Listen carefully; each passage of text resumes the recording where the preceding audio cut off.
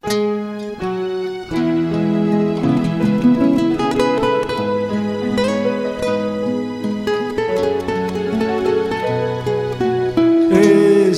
templo de amor e de paz, que ao despertar de um novo homem nos induz, te conclama, irmão, de última hora a ingressar. Boa noite. Estamos nós aqui, mais uma vez. Hoje nós vamos falar ação da prece, que nem Dianeira falou, transmissão do pensamento. Está no Evangelho segundo o Espiritismo, no capítulo 27, Pedi e obtereis. Já falamos anteriormente, porque a gente fala sequencial, né, de maneira sequenciada, já falamos sobre a qualidade da prece, sobre a eficácia da prece, e hoje a gente vai falar sobre a ação da prece, transmissão do pensamento. A prece é uma coisa muito presente e muito importante na nossa vida.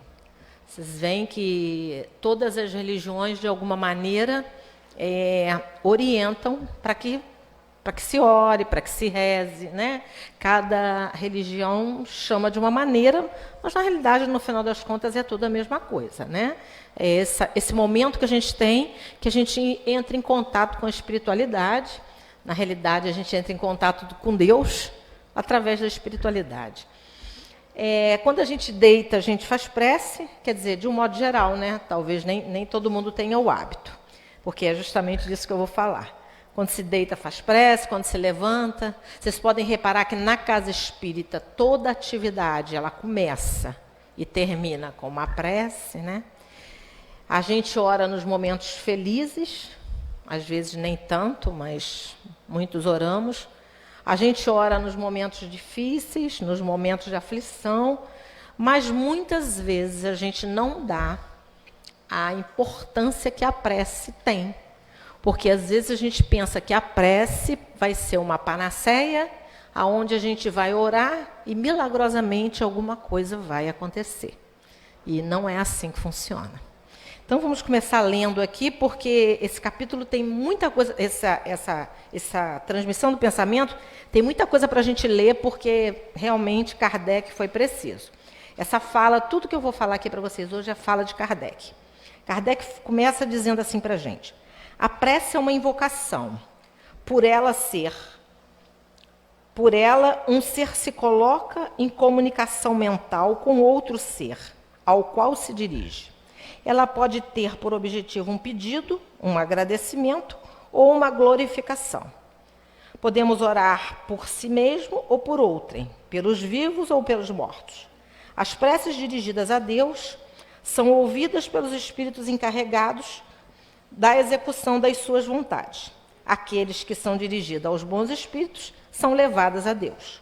Quando se ora a outros seres, senão a Deus, é apenas na qualidade de intermediários, intercessores, porque nada se pode fazer sem a vontade de Deus. Com certeza, né? Deus é o nosso Pai, enfim, e Ele que sabe de todas as coisas, né? Diz que não se cai uma folha de uma árvore sem que Deus não saiba. Então, na realidade, mesmo que a gente não ore diretamente a Deus, a prece chega lá. E tem os intermediários aí, que são os espíritos benfeitores.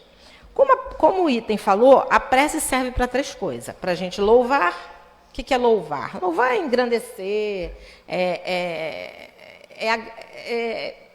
sentir a grandeza de Deus, né?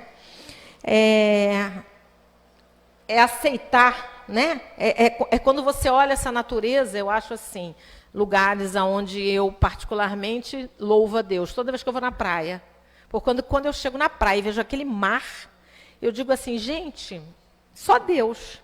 Aí agradeço naquele momento pelo mar que eu tenho ali, pertinho da minha casa. Nós todos temos, né, um mar maravilhoso aqui, né? Que a gente pode. Isso é louvar a Deus, é louvar pela criação, é louvar pela beleza, né? A chuva mesmo, a chuva, às vezes, muito tempo, né? A chuva às vezes chateia, mas a chuva tem a sua função, né? As plantas vocês podem olhar, a gente pode não gostar, mas as plantas ficam felizes, né? Então, louvar é isso, é ver na criação de Deus a grandeza do Criador. A prece também serve para pedir. Essa a gente faz direitinho. Pedir ninguém esquece. Só que ela deveria de ser para a gente pedir o quê? Equilíbrio, força, bom ânimo, disposição, discernimento para tomar as melhores decisões na vida, coragem. A prece de pedir, para a gente pedir alguma coisa, deveria de ser nesse teor. E também a prece de agradecimento, né? Reconhecer as bênçãos que a gente recebe diariamente. Porque, às vezes, o ser humano ele é reclamão por natureza, né? Então, às vezes, a gente reclama muito e esquece de agradecer. Quanta coisa boa que a gente tem a agradecer, né? Só da gente estar encarnado, com uma oportunidade, porque vocês sabem qual é a nossa melhor encarnação, né? Vocês sabem qual é? Qual é? É essa. Por quê? Porque essa é a que eu estou aqui. É nessa que eu tenho que fazer as coisas mudarem, serem diferentes. Isso se eu não estiver satisfeito, né? Se eu já estiver satisfeito, tudo bem. Então, agradecer as bênçãos do trabalho, né? Enfim, a família, poder servir, poder ter essa casa espírita aqui para a gente vir toda quarta e todo domingo para escutar uma palavra, né? Para poder, enfim, trabalhar um pouquinho. Aí Kardec continua. O Espiritismo faz compreender a ação da prece explicando o modo de transmissão de pensamento. Seja quando o ser chamado vem ao nosso apelo, seja quando o nosso pensamento vai ao alcance dele. Para se inteirar do que se passa nessa circunstância, é preciso mentalizar todos os seres, encarnados e desencarnados, mergulhados no fluido universal, que ocupa espaço como o somos neste mundo, na atmosfera. Esse fluido recebe o impulso da vontade, que é o veículo do pensamento, como o ar é o veículo do som. Com diferentes vibrações do ar. O ar, Kardec explica para a gente que, por exemplo, as vibrações do ar elas são restritas. Por exemplo, se eu ligar um rádio aqui, dependendo do volume, esse som vai até algum lugar. Chega um determinado momento que você não consegue mais escutar o ar, né? É a mesma coisa quando soltam fogos, né? Primeiro você vê a luz, depois chega o som. Mas no caso da prece, não existe. Kardec fala para a gente que não existe limite. A prece vai através do fluido cósmico universal, que nós já conversamos aqui em outra oportunidade, quando a gente falou de influência espiritual. Vai através do fluido cósmico universal e ela vai alcançar o objeto da sua prece aonde ele estiver. Ou ela chega até lá, ou esse espírito chega até você. Mas ela alcança. Por quê? Porque a comunicação é feita via pensamento. E nós já conversamos isso aqui, né? Quando eu penso, eu vibro, e essa vibração chega até onde eu estou pensando. Então, se eu estou orando para o meu benfeitor, ou ele pode estar aqui do meu lado, recebendo as minhas vibrações, ou, de repente, ele pode, naquele momento, não estar aqui, pode estar fazendo algum trabalho aí na espiritualidade, né? Porque benfeitor não é babá, né, gente? Benfeitor não fica ali do lado da gente o tempo todo, não. Ele tem espírito que tem trabalho, enfim. Mas onde ele estiver, ele vai receber a minha prece, ele vai receber a minha rogativa, porque eu vibro e chego até ele. Na energia, existe uma energia aí, né? Se estabelece, Kardec fala para a gente, se estabelece uma corrente fluídica. A energia da corrente está em razão do vigor do pensamento e da vontade. Então, aqui ele já começa a falar algumas coisas interessantes. Aquela prece que eu faço porque eu estou acostumada e já virou um hábito, e eu simplesmente não coloco a minha energia e a minha vontade, eu não vou conseguir mandar essa prece. porque muitas vezes até a gente está com sono, né? Na hora de dormir a gente senta, aí, muito obrigado, Senhor, que assim seja, e pumba. Ou seja, na realidade não chegou em lugar nenhum, porque eu não coloquei nem minha energia, nem minha vontade. Então a prece, ela precisa ser do coração. Por isso que nós espíritas, a gente não tem, embora, se vocês olharem, eu acho que aqui no Evangelho mesmo, preces espíritas, né? Tem. Embora Kardec tenha feito um capítulo só falando sobre preces espíritas, aí algumas pessoas dizem assim, mas vocês dizem que o espírita não tem prece feita, mas Kardec colocou algumas preces espíritas. Sim, colocou para a gente aprender a orar, né? Se vocês lerem as preces espíritas, vale a pena. Vocês vão ver que é uma maneira diferente de se pedir alguma coisa ou de se conversar com a espiritualidade. Na doutrina espírita, a gente não tem uma prece pronta. Por quê? Porque a prece, para ela ter energia, né, e vontade, ela precisa ter sentimento. Né? Eu preciso pensar no que eu estou fazendo. E quando eu faço uma prece do coração, você vê que as pessoas vêm aqui fazer uma oração, cada uma ora de uma maneira. Por quê? Porque cada um mostra o seu sentimento, né? Cada um sente de uma maneira. Então, as preces que nós espíritas fazemos são preces que não são decoradas.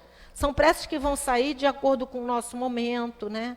Aí alguém pode falar, mas se eu às vezes eu estou no momento, estou passando por uma aflição, estou num momento de dificuldade, como ter tranquilidade, paz e calma para orar, né? Aí você vai lá no Evangelho e pega uma dessas preces que os Espíritos nos ensinou e faz uma daquelas preces. Ou então ora um Pai Nosso. O Pai Nosso é uma prece linda, embora ele tenha sido muito modificado ao longo do tempo. Eu estava dando uma olhada, por conta do assunto, eu estava dando uma olhada na oração do Pai Nosso. Nossa, a oração do Pai Nosso, lá nos primórdios, quando era ainda traduzida do aramaico, é completamente diferente da oração do Pai Nosso que se ora hoje, né? Na realidade, a oração do Pai Nosso, até a gente mesmo, eu lembro que quando era criança, eu orava, perdoai as nossas dívidas, assim como nós perdoamos os nossos devedores. Eles mudaram, dívida não. Como que você vai ter dívida se você está nascendo ali a primeira vez, né? Mas para a gente, dívida faz todo sentido. Somos reencarnacionistas, realmente são dívidas. A gente tem dívidas aí deixadas para trás. Então, naquele momento em que fala, não nos deixeis cair em tentação. Não. Tentação, todos nós somos tentados. Cair em tentação, todos nós seremos tentados, né? Então, não nos deixar cair quando a gente estiver em presença da tentação. Porque a tentação vai estar lá, gente. Quem não é tentado? Seja pelo que for, né? Então, algumas traduções diferentes. Mas, por exemplo, às vezes a gente está num momento tão nervoso, tão agoniado, numa situação tão difícil, que a gente só consegue lembrar a oração do Pai Nosso, que é aquela oração que a gente ora desde pequenininho, que a mãe ensinou, enfim. E aí a gente ora a oração do Pai Nosso. Mas o importante na oração é colocar o quê? Vontade e pensamento. Então, tem que orar a oração do Pai Nosso com vontade e pensando a quem? Meu Deus, Pai Nosso que estás no céu, santificado seja o teu nome, né? Porque se eu quiser orar o Pai Nosso decoradamente, Pai Nosso que está no céu, santificado seja o teu nome, seja feita a vossa vontade. É apenas mais um versinho que eu estou recitando. Então, é importante a energia, o vigor do pensamento e a vontade. Pela prece, o homem chama para si o concurso dos bons espíritos que vêm sustentá-lo nas suas boas resoluções e inspirar-lhe bons pensamentos. Adquire, assim, a força moral necessária para vencer as dificuldades e reentrar no caminho reto que dele se afastou. Assim como afastar de si os males que atrai por sua própria falta. Um homem, por exemplo, vê sua saúde arruinada pelos excessos que cometeu e arrasta até o fim dos seus dias uma vida de sofrimento, ele tem o direito de se lamentar se não obtém a cura? Não, porque poderia encontrar na prece a força para resistir às tentações. Então, o que acontece? Às vezes a gente fica se lamentando e, mais uma vez, a gente esquece do poder da prece. Então, ele fala assim, de repente, um homem caiu em tentação. Todos nós, em algum momento da nossa vida, caímos diante de alguma dificuldade. Senão a gente não estaríamos encarnados aqui na Terra. Mas se a gente esquece que a prece tem esse poder de nos acalmar, de nos tranquilizar, de nos trazer novamente para o eixo, aí depois a gente fica reclamando. Porque nós somos assim, né? O ser humano é reclamão, a gente gosta de reclamar. A gente estava até falando, se chove, reclama, se faz sol, reclama, né? A gente reclama, porque a gente ainda é assim. Um dia a gente já não vai reclamar mais. Mas aí Kardec fala aqui para a gente isso. Vem cá, você foi arrastado, né, para uma dificuldade e você vai ficar carregando uma vida de sofrimento até o final dos seus dias? Ei, bom ânimo, disposição, levanta.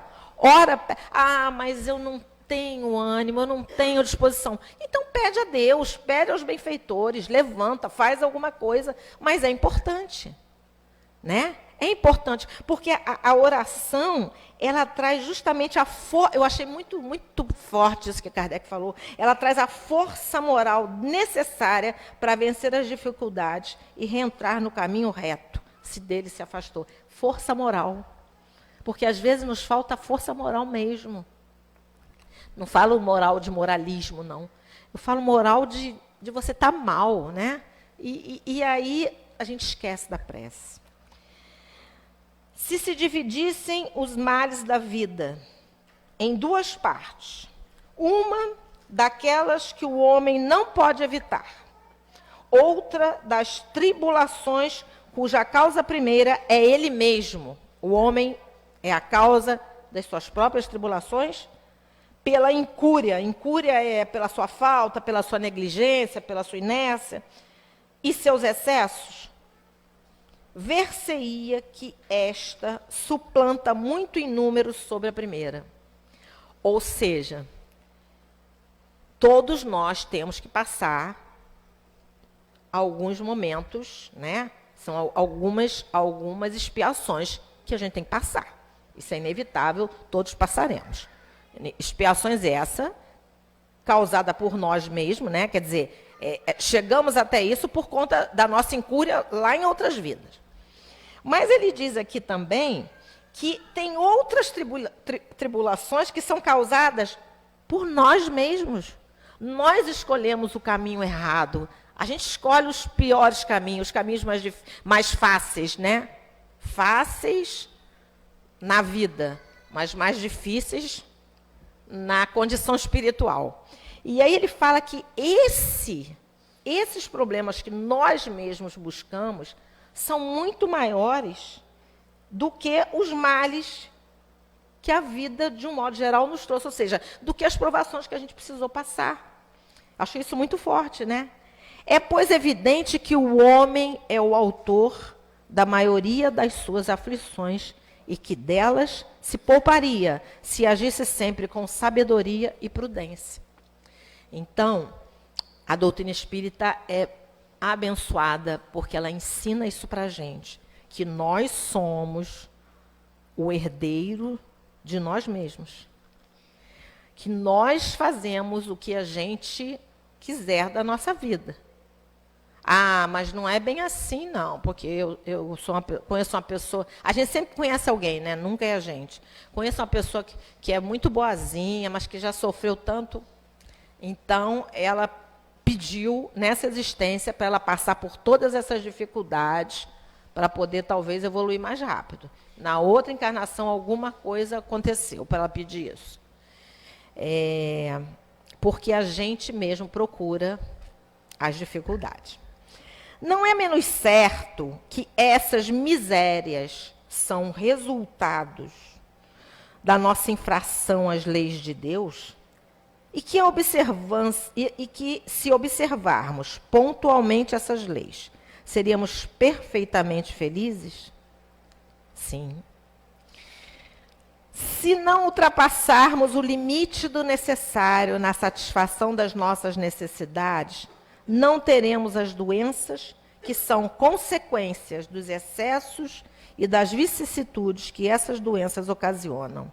Se colocarmos limite à nossa ambição, não teremos a ruína. Se não quisermos subir mais alto do que podemos, não temeremos cair. Se formos humildes, não sofreremos as decepções do orgulho humilhado. Se praticarmos a lei da caridade, não seremos nem maldizentes, quer dizer, maledicentes, né? Nem invejosos, nem ciumentos, e evitaremos as querelas, as queixas e as dissensões é os conflitos. Se não fizermos mal a ninguém, não temeremos as vinganças. Então, aqui Kardec é muito claro, né? Ele fala sobre os nossos excessos, né? E a gente hoje está vendo isso, a gente está vendo a condição esse momento mesmo, por exemplo, vamos trazer aqui para o Brasil, esse momento de chuva, né? Quantas e quantas dificuldades, mas isso é culpa de quem? Não tem a culpa é do governo, a culpa é do meu vizinho, a culpa é minha, a culpa é nossa enquanto sociedade. Porque cada um tem que fazer a sua parte, né? Ah, o pessoal joga o lixo na rua. Sim. Então, vamos parar de jogar o lixo na rua. Ah, mas o governo também não faz o trabalho que ele tem que fazer, que é... Sim, então também tem a responsabilidade dele. Então, Kardec mostra para a gente que se nós não fôssemos atrás do excesso, se a gente se conformasse com o essencial, nós não passaríamos por tantas dificuldades. E é verdade, gente. A gente trabalha, aí às vezes a gente reclama. Ah, nossos filhos, eu tenho que trabalhar tanto, tenho que deixar meus filhos. Será que você tem que trabalhar tanto? Qual o limite do trabalho para eu dar o que meu filho precisa? Qual é? Qual o limite? Cada um sabe o seu limite, né? Eu acho que o nosso limite é no momento em que na minha vida, alguma coisa não está indo bem. Eu tenho que parar e pensar assim, eu estou feliz com a vida que eu estou levando? Não, tem alguma coisa que não está dando certo aqui. Então, vamos sentar, vamos pensar, vamos raciocinar, vamos ver. Porque nós somos espíritos diferentes. Para cada um tem um limite, para cada um tem uma importância, né? Às vezes eu quero comprar aquele carro maravilhoso do ano e eu trabalho demais e às vezes eu abandono minha família. E aí? Será que essa seria a melhor alternativa? Não estou aqui julgando ninguém. Estou aqui fazendo com que nós possamos pensar, né? Porque eu acho que todos nós, principalmente quando a gente é mais novo, a gente passa aquele momento de que a gente quer trabalhar desesperadamente para dar tudo de melhor para os nossos filhos. A gente vê, ainda mais que eu trabalho com evangelização, que tudo que os nossos filhos querem é atenção. Eu lembro sempre de uma história do irmão de Rogério, que um dia foi uma lição para mim. Eu cheguei na casa deles, eles me mostraram debaixo da cama, tinha uma caixa. Aí a Cristina, que era a esposa dele, falou assim, vem aqui ver com o que as crianças gostam de brincar. Tinha uma caixa assim, sabe, cheio de quê, gente? De vidro vazio, de shampoo, de creme de corpo, porque as crianças gostavam de brincar com isso. E aí, o Rogério, uma vez deu para o nosso filho, né, nós compramos um carrinho de controle remoto, de bombeiro, né? Um momento difícil, mas a gente juntou ali e a gente comprou. Gente, ele abriu o carrinho, achou lindo o carrinho. Ele deixou o carrinho de lado. Sabe com o que ele foi brincar, gente? Com a caixa. Porque eu acho que a caixa chamava atenção, porque a caixa era colorida, era cheia de coisa. Aí o Rogério falou, meu Deus, se eu soubesse, tinha pegado uma caixa lá, não precisava ter gastado dinheiro com carrinho. Então, às vezes a gente pensa, né, que dá tudo na questão material das coisas, é que vai fazer a felicidade dos nossos filhos, por exemplo. E não é. Às vezes o que eles querem é que você esteja do lado. Às vezes eles não querem aquela mega festa onde vai chamar todo mundo e a criança... Às vezes ele quer aquela festinha com os amigos do colégio, aquela festinha que vai ter bolo, brigadeiro, onde ele vai poder meter a mão no brigadeiro à vontade, né? Porque nós, né, a gente como pais, a gente tolhe, né? Tem aquela mesa linda. Eu estou falando isso porque eu já passei por isso, gente. É que com a minha idade a gente vai ficando mais esperto. A gente vai, né, vai levando muita cacetada da vida não, né? Vai, na realidade, aprendendo com os nossos erros. E aí tem aquela mesa maravilhosa, você tem que ficar, não mexe aí, fulano. Não, fulano. Não, ciclano. Aí vem aquela tia e diz, olha, as crianças estão mexendo na... Ou seja, o que as crianças querem é isso, é mexer. Então, vamos fazer uma mesa onde a criança possa comer o brigadeiro na hora que ela quiser, comer o bolo na hora que ela quiser, brincar do jeito que ela quiser, porque é isso que faz ela feliz. Então, quando ele fala aqui em excessos, é nisso que ele está falando. A gente tem que tomar cuidado quais os valores a gente está dando para a vida da gente, para as coisas. O que tem mais valor da gente? É o ter? São as coisas materiais? Ou é o ser? Ou é o ser humano? Ou é aquele que está do nosso lado? Então, ele fala isso aqui para a gente, que a gente, às vezes, ora, mas nós mesmos criamos dificuldades para a nossa vida. Eu, às vezes, quero ter, eu anotei aqui, agora que eu vi, 150 pares de sapato, né? Ainda é assim? 150 pares? Eu conheço gente assim que gostava muito de sapato. Quero ter 30 relógios. Gente, é um braço só. Quando muito, 2. Você pode usar um relógio em cada braço, mas a gente vai ficando mais... Ontem eles acharam graça lá em casa. Nós saímos de casa para vir ao centro, o chão todo sujo. Eu falei, papai... Meu pai tem 86 anos, tadinho. O velhinho sempre leva a culpa. Papai, eu acho que seu tênis está sujo, está tudo sujo aqui. Não faz mal não, vamos embora. Na volta eu vejo. Na volta, comecei a sentir uma coisa estranha no meu sapato. Quando eu olho o salto estava todo desmanchando.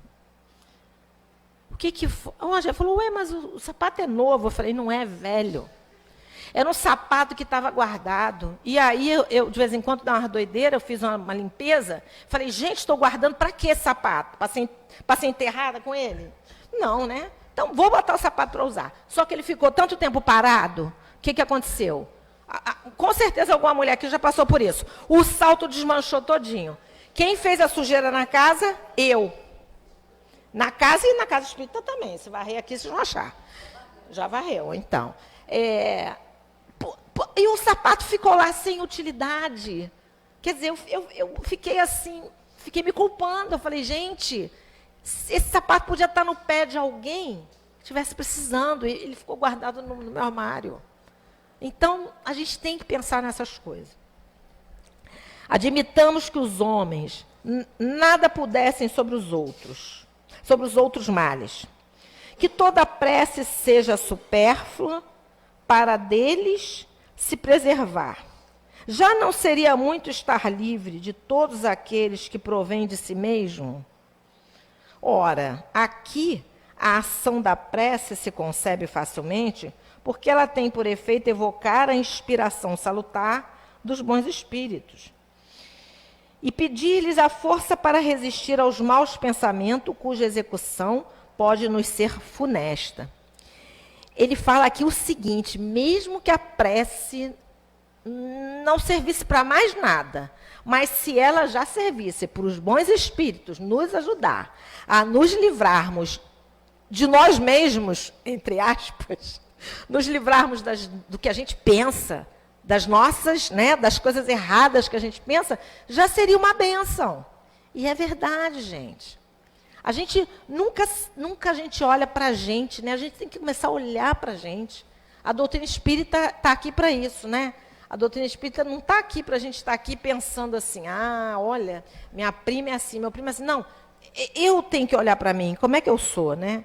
Porque, olha só, o nosso benfeitor, quando ele nosso anjo guardião, nosso benfeitor, aquele espírito que prometeu estar com a gente, quando ele prometeu isso, ele prometeu realmente de coração, ele nos ama. E eu acho que a gente, às vezes, a gente esquece disso. Num momento difícil, vamos orar para o nosso benfeitor, né?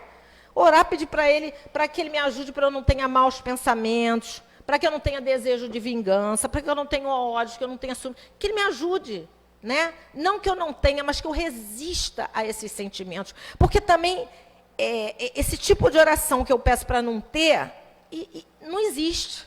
Porque eu ainda sou um espírito em dificuldade. Ainda sou um espírito imperfeito. Então, eu ainda terei sentimentos controversos. Ainda vou ter todos esses sentimentos que eu falei. Ainda vou ter vontade de fazer uma fofoca. Entendeu? Vou ter um ciúminho, vou ter uma inveja. Isso é do ser humano. Mas eu preciso começar a mudar. Eu preciso começar a melhorar isso. Porque só assim eu vou encontrar a felicidade. Às vezes eu sou aquela pessoa que estou triste. Triste, porque ninguém me chama. Eu já ouvi isso um dia desse. Triste porque ninguém me chama para as festas. Eu sou sempre preterida. Ninguém me chama. Por que será que ninguém te chama para as festas? Você tem que fazer uma autoanálise. O que acontece? Será que você não é aquela da fofoca? E aí as pessoas preferem que você nem esteja por perto, porque senão... Será que você é aquela que tem ciúme? Eu não sei, cada um, é o que eu falei. A ideia é cada um olhar para si e pensar, né? Então, tudo que acontece, a gente deve pensar, a gente deve raciocinar. A eficácia da prece, mesmo reduzida a essa proporção aqui, né, que eu falei, porque o homem, eu esqueci de ler um pedacinho antes. O homem se encontra, então, na posição daquele que solicita bons conselhos e os coloca em prática, mas que está sempre livre de segui-los ou não. O que é isso aqui? Kardec fala para a gente o seguinte: os espíritos, eles estão sempre nos dando as melhores sugestões. Porque, por exemplo, o nosso anjo da guarda, ele está ali com a gente, está acompanhando a gente. Mesmo que a gente não peça para ele nada, ele está ali, tipo, me sugerindo, né? Ele está ali me dizendo, não faz isso, faz aquilo ali, aquilo é melhor. Ele está sugerindo. Agora, às vezes eu estou num turbilhão mental tão grande que eu não consigo perceber a sugestão da espiritualidade. Por isso eu preciso desse momento, e a prece faz isso com a gente. Outras coisas fazem, por exemplo, a meditação, mas hoje a gente está falando de prece. Então, a prece faz isso com a gente. A prece faz com que a gente se tranquilize, se acalme, né? E aí a gente consiga ouvir a sugestão da espiritualidade superior. Mas a gente sabe que, às vezes, né, a gente já falou aqui sobre influência espiritual, às vezes não é a espiritualidade superior que fala, às vezes é aquele nosso irmãozinho em dificuldade que vem e sopra uma coisinha que não é legal. Mas nós já somos bem grandinhos para termos o discernimento do que é certo e do que é errado, do que é melhor e do que não é para a nossa vida. Então, a gente precisa estar atento. A prece é recomendada por todos os espíritos. Renunciar à prece é desconhecer a bondade de Deus. É renunciar para si mesmo à sua assistência e para os outros ao bem que se lhes pode fazer. Eu acho que em qualquer assunto que a gente converse sobre doutrina espírita, eu já vi vários palestrantes falando de várias coisas, qualquer assunto, a prece está nele, né? Qualquer assunto. Vocês podem parar para pensar, né? Por quê? Porque a prece é importante, a prece é necessária. Então, ele fala que quando a gente abre mão, renuncia da prece, é realmente renunciar à ajuda do alto. Porque vocês veem só, gente, a gente não limpa a nossa casa. A nossa casa, ela precisa ser limpa, o quintal precisa ser varrido, o quintal se enche de grama, a casa se enche de coton, né? Aquela sujeira que fica. Isso traz bicho para a casa da gente. Se fisicamente a gente tem esse cuidado com o que é nosso, por que, que a gente não toma cuidado com a nossa casa mental? Por que, que a gente não cuida de nós, do nosso campo espiritual? O nosso campo espiritual também ele deve ser limpo constantemente. E limpo como? Claro, bons pensamentos, boas atitudes, mas às vezes fica difícil. Às vezes o bicho pega, às vezes a vida traz para a gente uma sacudidela grande. E aí eu meio que dou uma desanimada. Mas a prece, ela tem esse poder de me levar, de me jogar para cima, esse poder de me fazer senhor da minha vida, de pegar a rédea da minha vida. Então é importante, a gente cuida das coisas materiais e muitas vezes a gente não cuida de nós. Precisamos cuidar de nós. A prece é um excelente antídoto para esses momentos de dificuldade, seja ele qual for. Por quê? Às vezes a gente não vai mudar o que está acontecendo com a nossa vida. Às vezes é aquilo que ele falou aqui, é um daqueles momentos de expiação. Às vezes a expiação é difícil, mas eu aprendo e entendo que eu preciso passar por aquilo. E quando eu passo por uma dificuldade com aceitação, a dificuldade que era desse tamanho, ela fica desse tamaninho. Essa é a grande diferença entre as pessoas. Às vezes as pessoas passam por problemas enormes e parece que nada está acontecendo. E às vezes as pessoas passam por mínimos problemas e aquilo é o fim do mundo. Tudo bem, porque cada um sabe onde aperta o seu calo. Então eu não vou questionar isso porque, né, nós somos pessoas diferentes. Mas a prece nos ajuda a quê? A confiar. Nos ajuda a ter paciência, nos ajuda ao entendimento de que eu preciso passar. A doutrina espírita fala isso para a gente. Isso é uma bênção. Ascendendo ao pedido que lhe é dirigido, Deus frequentemente tem em vista recompensar a intenção, o devotamento e a fé daquele que ora.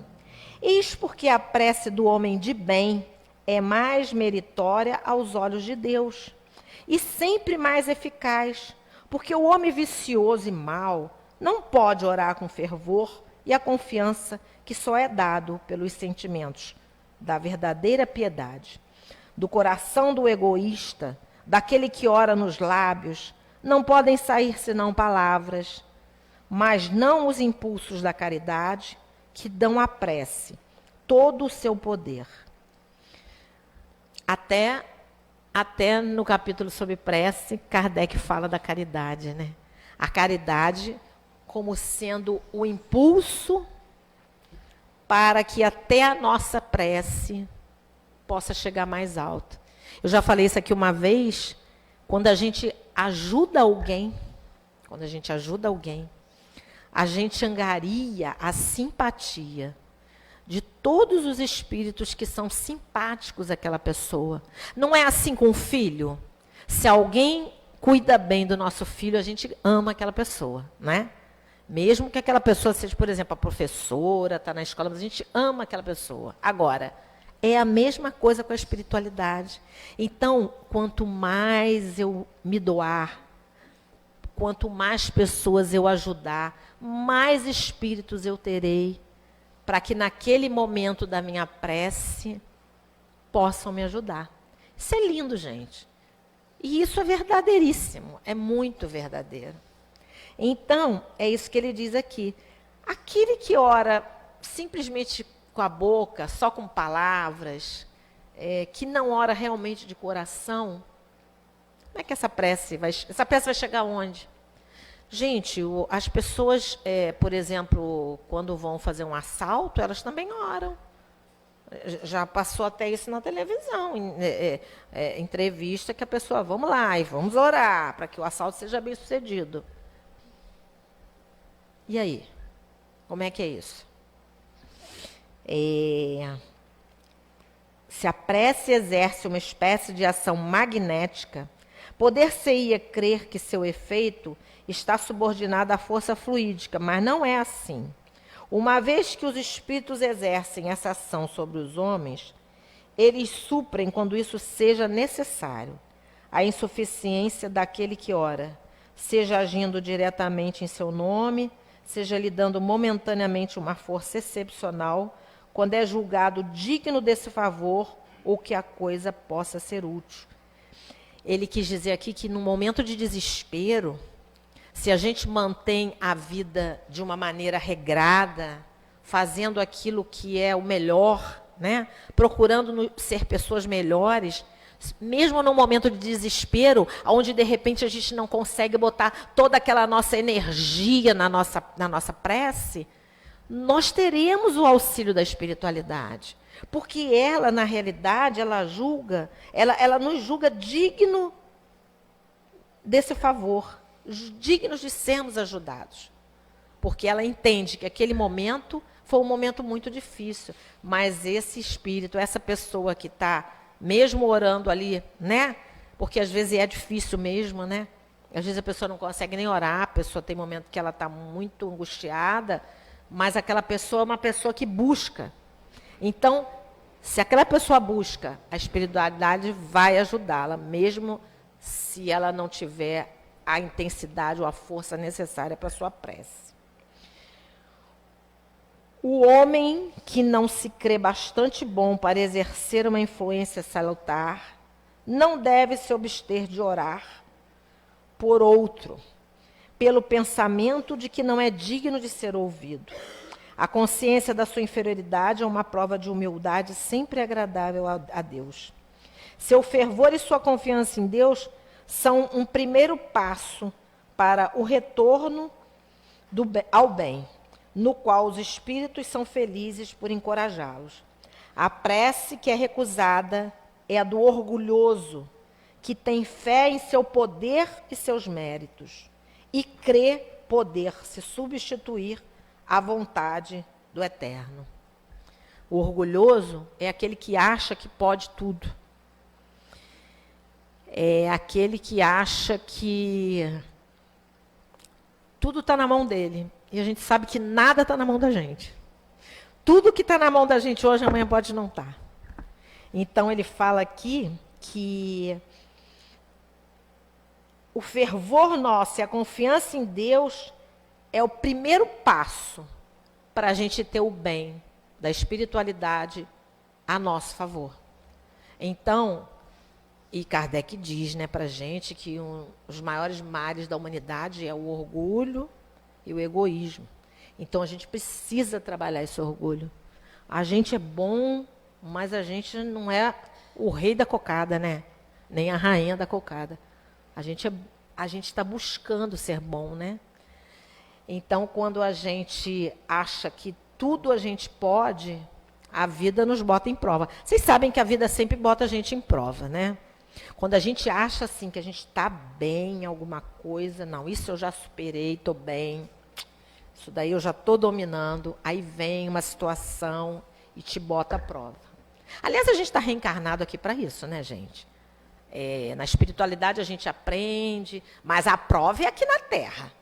Aí quando a gente está crente que a coisa está sob controle, vem a prova, pá. Aí sim que nós vamos ver se a gente está mesmo ali, aprendeu, se a gente vai conseguir superar aquela prova ou se a gente vai cair outra vez. Mas se a gente cair outra vez, não tem problema não, gente. A gente já caiu tantas vezes.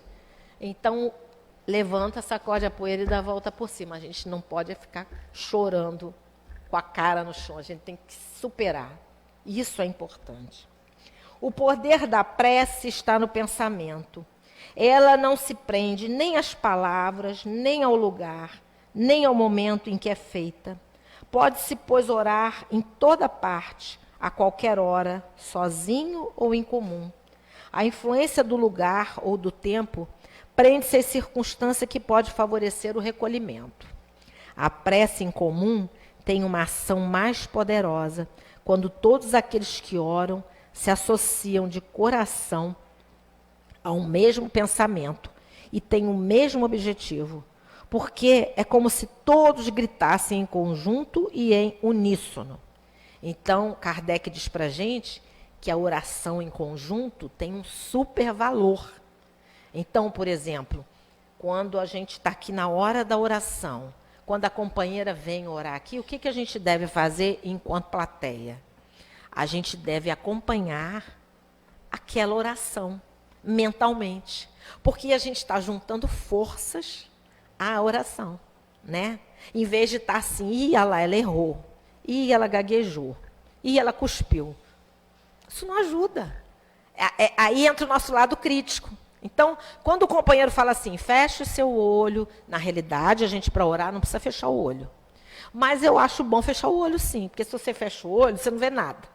Se você não vê nada, você não vai perder. O fechar o olho quer dizer para você se concentrar mais naquilo. Então, se todos nós aqui estivermos num só pensamento, junto com aquele que ora aqui, gente, imagina a força que a gente cria. E vocês sabem para quem a gente dá munição quando a gente ora em conjunto aqui, na hora que a gente abre a reunião? A gente dá munição para aqueles espíritos médicos, amigos, enfim, que já estão aqui na nossa sala, para tratar cada um de vocês que está sentado. Porque os espíritos sabem o que cada um de nós precisa. Então, quanto mais munição a gente der, ou seja, quanto mais força a gente criar na nossa prece, mais energia, melhor o mundo espiritual vai poder trabalhar. Vocês sabem que tem companheiros que relatam que quando eles vão falar em certas casas espíritas, graças a Deus aqui nunca ouvi ninguém falar isso, que tem muita dificuldade de começar a falar, porque a plateia, e também não é só isso, são certos assuntos que a gente sabe que a espiritualidade balança. E que a plateia, se a plateia ela não tiver ligada e toda num só pensamento ali, no que está sendo conversado, no que está sendo falado, o que acontece? Para o orador aqui é muito difícil. Tudo que a gente estudou, tudo que a gente preparou, a gente esquece. Parece que assim vai dando uma agonia, vai dando uma angústia. O que é? Vibração da plateia. Então, é muito importante a plateia estar, no momento da prece ali, junto, orando, criando energia boa, positiva, para a espiritualidade poder trabalhar. Só que ele fala o seguinte aqui. Ele fala que 100 pessoas, a prece em comum tem uma ação mais poderosa quando todos aqueles se associam de coração, em conjunto. O que importa estarem reunidos, porque é como se todos gritassem em conjunto e uníssono. Mas, aí vem o mais. O que importa estarem reunidos em grande número se cada um age isoladamente e por sua própria conta. 100 pessoas reunidas podem orar como egoístas, enquanto 2 ou 3 unidas, em comum aspiração, orarão como verdadeiros irmãos em Deus. E sua prece terá mais força que a das outras 100. Foi o que eu acabei de falar agora. Para a nossa prece, como grupo, ter força, precisamos todos estar uníssono. O que é isso? Estarmos ali com um pensamento comum, que é o bem, o melhor para aquela reunião, ou seja, para o que for, né? O que a gente deve pedir a Deus, né? Para a gente encerrar. Já acabei. A gente não adianta pedir milagres, porque Deus não opera milagres. Nós, espíritas, não acreditamos em milagres. A gente deve pedir nas nossas preces aquilo que for melhor para a nossa evolução. Nem sempre o melhor para a nossa evolução vai ser o mais agradável para nós.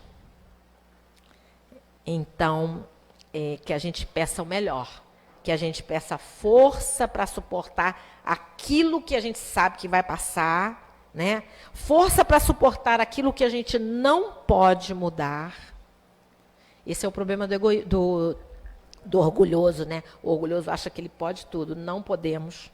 Tem coisas que a gente não pode mudar. Então, que a gente peça força para suportar aquilo, né? Aquilo que a gente não pode mudar é como se fosse aquele espinho, aquele espinho que enfiou no teu pé e você não consegue tirar, e toda vez que você anda, aquele espinho te futuca. Mas a gente não pode mudar. Então, levanta o pé e vai assim mesmo. A gente deve pedir paciência, resignação, aceitação, fé e coragem. Coragem, bom ânimo. É isso que a gente deve pedir. Porque, meus amigos, e creiam, a espiritualidade, ela nos atende. Mas ela nos atende nos dando força, bom ânimo, fé e resignação. Que a paz de Jesus possa envolver vocês todos.